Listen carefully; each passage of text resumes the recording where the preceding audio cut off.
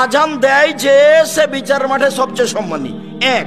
দুই, আপনি একবার বলছেন যে আজানের শব্দ যতদূর যায় পশু প্রাণী গাছপালা পদার্থ জড় পদার্থ সবই বলবে আল্লাহ মুয়াজ্জিনকে মাফ করো।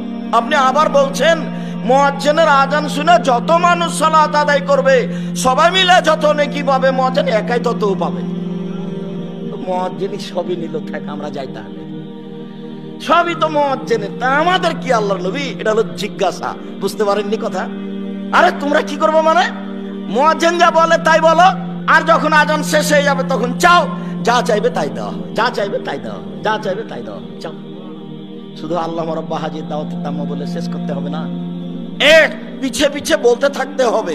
দুই, দ্রুত ইব্রাহিম পড়তে হবে।